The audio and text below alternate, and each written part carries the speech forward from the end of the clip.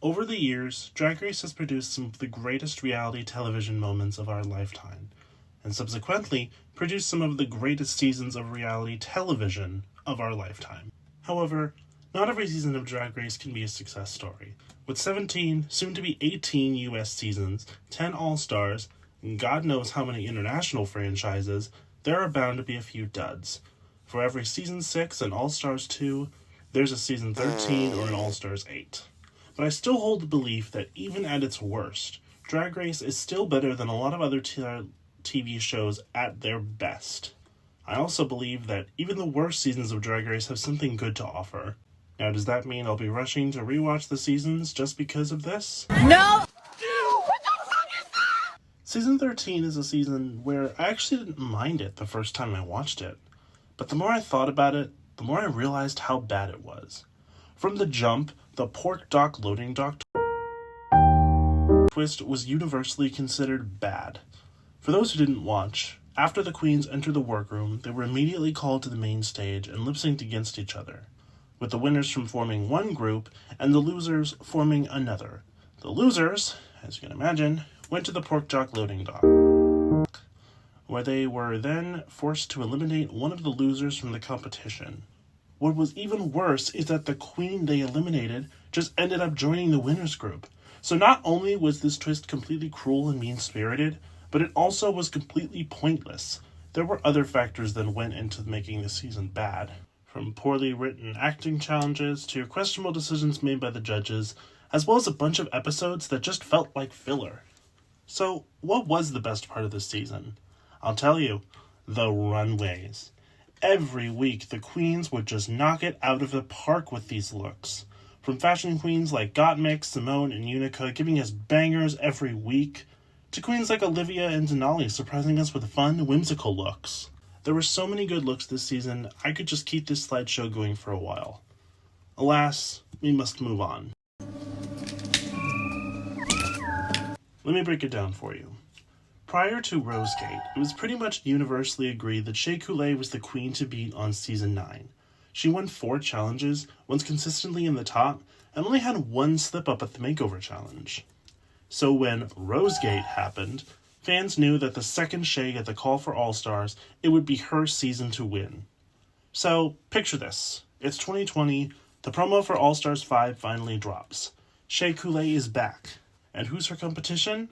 A few early outs, Alexis Mateo and Jujubee, who had already been on twice at this point, Ongina, who hadn't been on the show since Season 1, literally the only queens who could have given Shea a run for her money were Derek and Miss Cracker, so you can't fault the fans for thinking that Shea was set up to win from the start.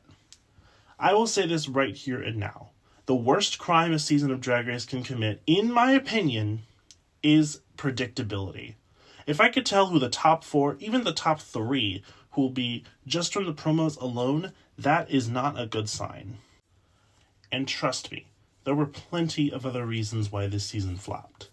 But the moment people mostly remember about this season was Derek versus India that later became India versus Alexis. Let me break it down for you.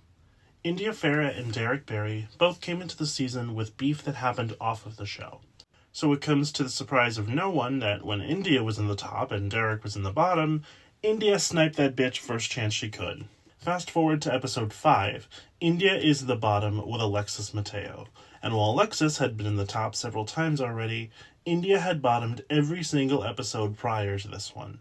So it seemed pretty obvious to the queens and to the viewers at home that she was the safe pick to send home. However, when she was speaking to Shea, who was deciding who to eliminate, India told Shea that Alexis had been conspiring to send Shea home. Miss Coulee was understandably a little taken aback by this, and decides to bring it up in front of the group. Alexis immediately denies this ever happening, and India continues to insist that it did. This has been debated quite a few times within the Drag Race fandom, but it's sort of universally agreed that India Farah was lying and she was just trying to save her own skin. But this leads to one of the most quoted lines in Drag Race history. You're a liar, and this is why Derek don't like you. This episode was such a breath of fresh air. It's just a shame that the rest of the season couldn't follow up. Give fragrances that smell just like your pussy feels. It was pretty clear from the jump that this season suffered from a bit of a power imbalance. I mean, you had queens like Jimbo and Candy Muse, both finalists on their original seasons with multiple wins under their belts, going against queens like Kahana Montrese, James Mansfield, and Mrs. Kasha Davis, who were all early outs in their seasons. On the topic of Jimbo, there's this consensus in the fandom that this season was made for her to win. And again, similar to Shea, while I don't like that sentiment, and as it's often used to diminish the queen's talent, I can see why people would think that. Especially when there were multiple weeks where he was in the top for no reason at all, and other weeks where he was safe in the bottom too. That was far from the season's only problems, however. Other questionable judging decisions, a contestant quitting the competition, another contestant almost quitting the competition, underwhelming lip syncs, and a predictable winner made this season a hard watch. So, with all that going against it, what could possibly make this season worth watching? Well, there is one reason, but I should warn you, she's pretty wild.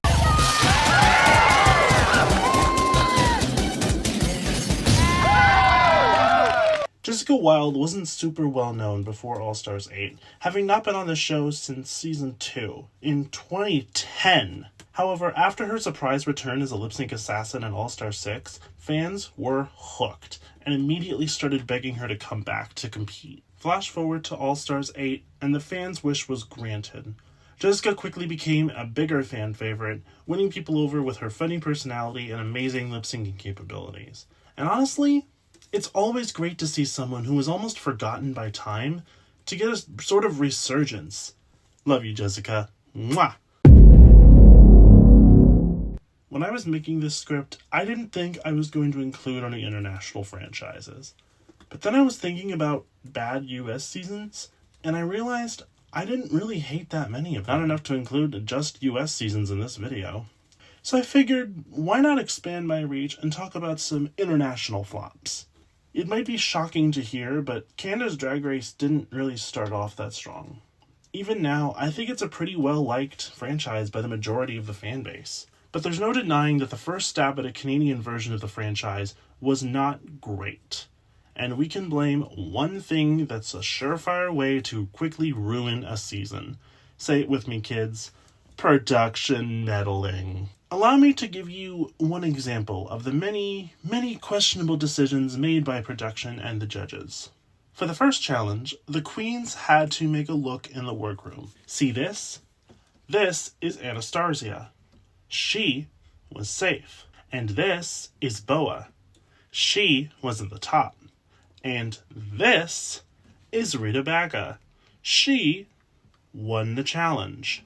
And listen, one questionable decision wasn't going to ruin a whole season for me, but when it happens almost every week, that gets old really, really fast. But the thing that keeps me from hating this season completely is the cast itself. This is such an amazing, iconic cast of queens. Each one of them feels so different from each other in terms of both their drag styles and personalities. Plus, so many of them have had successful careers since the show. Hell, 3 of the queens in this cast are winners. To quote Trixie from the pit stop, it truly felt like a few hours in, they forgot about the cameras. UK Series 3. This season's downfall was ultimately the success of the 2 previous seasons. Season 1 was a fun and entertaining introduction to British drag, and Season 2 was generally considered one of the best seasons of Drag Race of all time. So Season 3 obviously had a lot to live up to. And boy, did it not live up to that height. It feels like they took everything successful about the previous seasons and just threw it out the window.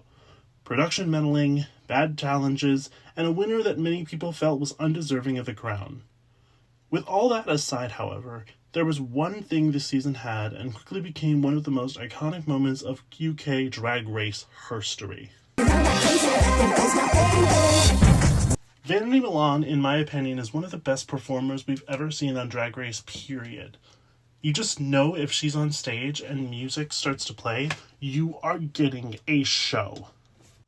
But there are so many factors that make this performance her absolute best. The fact that she performed the song in front of Alicia Dixon, a member of the girl group who sang it, who was getting her life, by the way. The fact that she knew every word like she was the one who sang it originally. And of course, just Vanity dancing her ass off made this, in my opinion, one of, if not the best lip syncs in Drag Race history. And that pretty much concludes this video. I really hope that you enjoyed it. I certainly had fun making it. If you like this video, please make sure to subscribe, like, and go follow me on TikTok. I post more over there anyway.